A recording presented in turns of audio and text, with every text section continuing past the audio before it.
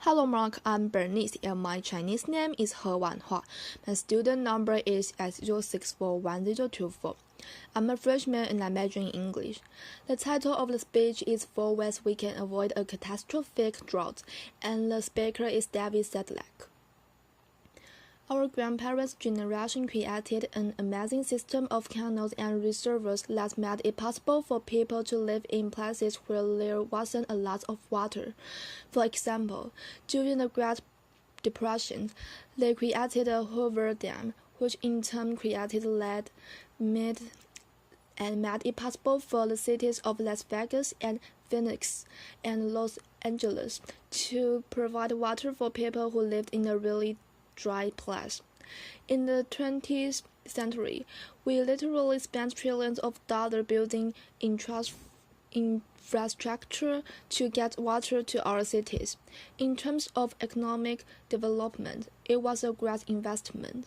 But in the last decade, we've seen the combined effects of climate change, population growth, and competition for water resources threaten these vital lifelines and water resources. This figure shows you the change in the lake level of lake mid and happened in the last 15 years. You can see starting around the year 2000, the lake level started to drop, and it was dropping at such a rate that it would have left the drinking water intake for Las Vegas high and dry. The city became so concerned about this that they recently constructed a new drinking water intake structure that they referred to as a third straw, to pour water out of the greater depths of the lake. The challenges associated with providing water to a modern city are not restricted to the American Southwest. In the year 2007, the third largest city in Australia, Brisbane, came within 6 months of running out of water.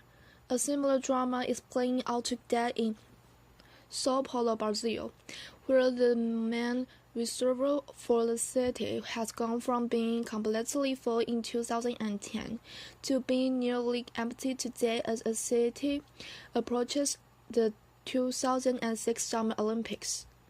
For those of us who were fortunate enough to live in one of the world's great cities, we've never truly experienced the effect of a catastrophic drought. We like to complain about the Navy showers we have to take. We like our neighbors to see our dirty car and our brown lawns. But we've never really faced the prospect of turning on the tap and having nothing come out. And that's because when things have gotten bad in the past, it's always been possible to expand reservoirs or dig a few more groundwater wells. Well, in the time when all of the water resources are spoken for, it's not going to be possible to rely on this tried and true way of providing ourselves with water. Some people think that we are going to solve the urban water problem by taking water from our rural neighbors, but that's an approach that's fraught with political, legal, and social dangers. And even if we succeed in grabbing the water from our rural neighbors, we are just transferring the problem to someone else, and there's a good chance it will come back and bite us in the form of higher food price and damage to the aquatic ecosystems that already relied on that water. I think that there's a better way to solve our urban water crisis, and I think that's to open up 4 new local sources of water that I liken to faucets. If we can make smart investments in these new sources of water in the coming years, we can solve our urban water problem and decrease the likelihood that we'll ever run across the effects of a catastrophic drought.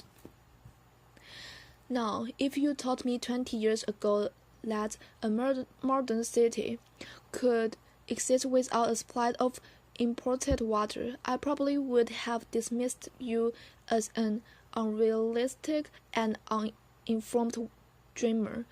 But my own experience working with some of the world's most water-starved cities in the last decades have shown me that we have the technologies and the management skills to actually transition away from imported water, and it is what I want to tell you about tonight.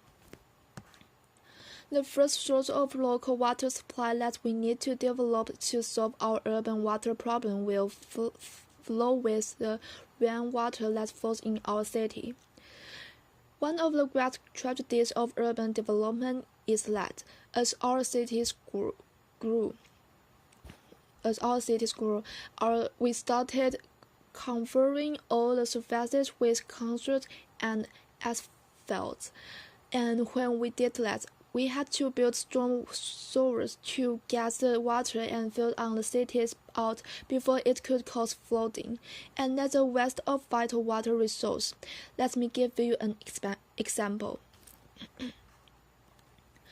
This figure here shows you the volume of water that could be collected in the city of San Jose if they could harvest the storm water that fell within the city limits. You can see from the intersection of the blue line and the black dotted line that if San Jose could just capture half of the water that fell within the city, they'd have enough water to get them through an entire year. Now, I know what some of you are probably thinking. The answer to our problem is to start building great big tanks and attaching them to the downspouts of our roof gutters, rainwater harvesting. Now, that's an idea that might work in some places. But if you live in a place where it mainly rains in the winter time and most of the water demand is in the summertime, it's not a very cost-effective way to solve a water problem. And if you experience the effects of a multi-year drought, like California is currently experiencing, you just can't build a rainwater tank that's big enough to solve your problem.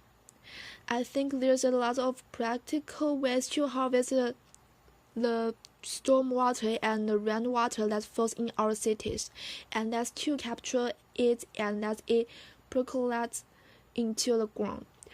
After all, many of our cities are sitting on top of a natural water storage system that can accommodate huge volume of water. For example, historically, Los Angeles has obtained about a third of its water supply from the massive aquifer that underlies the San Fernando Valley. Now, when you look at the water that comes up of your roof and runs off of your lawns and falls down the gutter, you might say to yourself, do I really want to drink that stuff? Well, the answer is you don't want to drink it until it's being treated a little bit. And so the challenge that we face in urban water harvesting is to capture the water, clean the water, and get it underground. And that's exactly what the city of Los Angeles is doing with a new project that they are building in Burbank, California. This figure here shows the stormwater park that they are building by hooking a series of stormwater collection systems, or storm sewers, and routing that water into an abandoned gravel quarry. The water that's captured in the quarry is slowly passed through the man-made wetland, and then it goes into the ball field there and percolates into the ground, recharging the drink water aquifer of the city.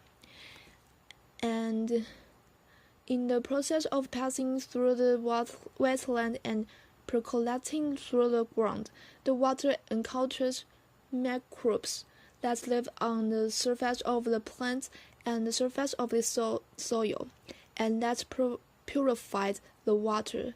And if the water is still not clean enough to drink after it's been through this natural treatment process, the city can treat it again when they pump it back out of the groundwater aquifers before they deliver it to people to drink.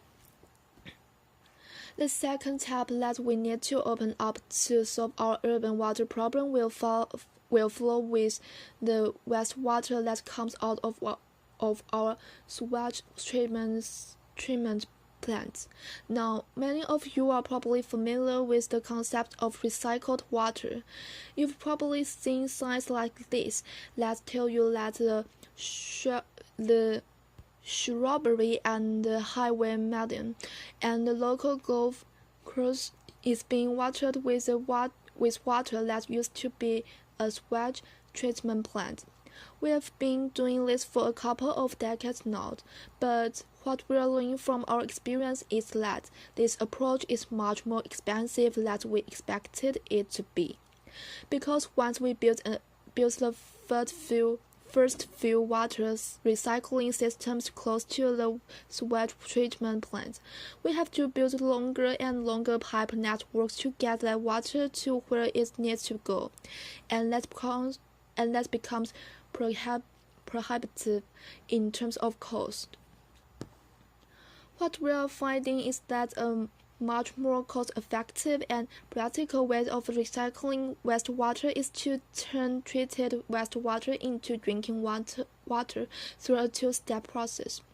In the first step in this process, we pressurize the water and pass it through the reverse osmosis membrane, and a thin, permeable plastic membrane that allows water molecules to pass through, but traps and retain the salts, the viruses, and the organic chemicals that might be present in the wastewater. In the second step in the process, we add a small amount of hydrogen peroxide and shine ultraviolet light on the water. The ultraviolet light cleaves the hydrogen peroxide into two parts that are called hydroxyl radicals, and these hydroxyl radicals are very potent forms of oxygen that break down most organic chemicals. After the water's been through this two-stage process, it's safe to drink. I know. I've been studying recycled water using every measurement technique known to modern science for the past 15 years. We've detected some chemicals that can make it through the first step in the process, but by the time we get to the second step, the advanced oxidation process, we rarely see any chemicals present, and that is contrast to the taken for granted water supplies that we regularly drink all the time. There's another way we can recycle water. This is an engineered treatment wetland that we recently built on the Santa Ana River in Southern California. The treatment wetland receives water from the part of the Santa Ana River that in the summertime consists almost entirely of wastewater effluents from cities like Riverside and San Bernardino. The water comes into our treatment wetland. It's exposed to sunlight and algae, and those break down the organic chemicals, remove the nutrients, and inactivate the waterborne pathogen. The water gets put back in the Santa Ana River. It flows down to Anaheim, gets taken out at Anaheim, and collected into the ground and becomes the drinking water of the city of Anaheim, completing the trip from the source of Riverside County to the drinking water supplies of Orange County. Now, you might think that this idea of drinking wastewater is some sort of futuristic fantasy, or not commonly done. Well, in California, we already recycled about 40 billion gallons a year of wastewater through the two-stage advanced treatment process I was telling you about. That's enough water to be the supply of about 1 million people if it were their sole water supply. The third tap we need to open up will not be a tap at all. It will be a kind of virtual tap. It will be the water conservation that we managed to do, and the place where we need to think about water conservation is outdoors, because in California and other modern American cities, about half of our water use happens outdoors. In the current drought, we've seen that it's possible to have our lawns survive and our plants survive with about half as much water. So there's no need to start planting concert green and putting in extra turfs and buying cactuses. We can have California-friendly landscaping with soil moisture detectors and smart irrigation controllers, and have beautiful green landscapes in our cities. The fourth and final water tap we need to open up to solve our urban water problem will follow with desalinated seawater. Now, I know what you probably heard people say about seawater desalination. It's a great thing to do if you have lots of oil, not a lot of water, and you don't care about climate change.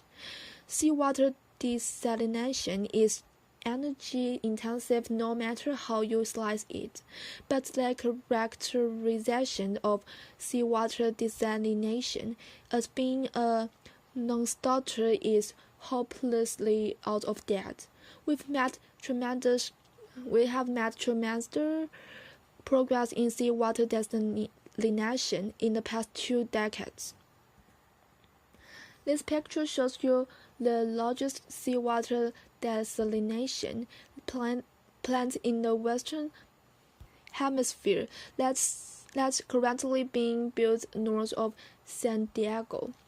Compared to the seawater desalination plant that was built in Santa Barbara 25 years ago, this treatment plant will use about half of the energy to produce a gallon of water. But just because seawater desalination has become less energy intensive doesn't mean we should start building desalination plants everywhere.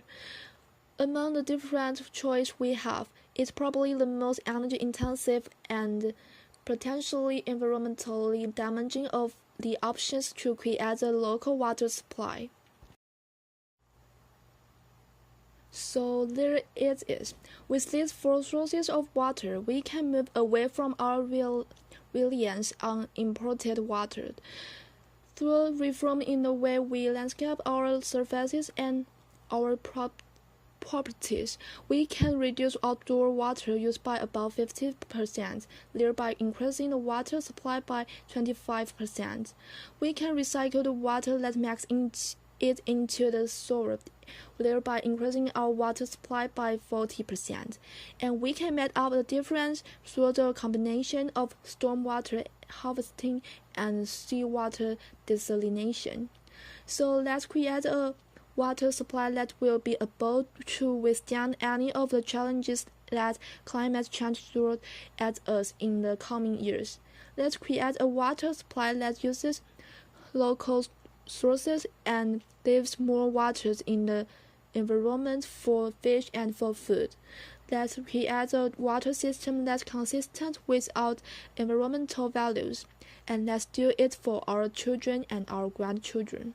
And let's tell them this is the system that they have to take care of in the future, because it's our last chance to create a new kind of water system. Thank you very much for your attention. Applause. Bye bye, Mark.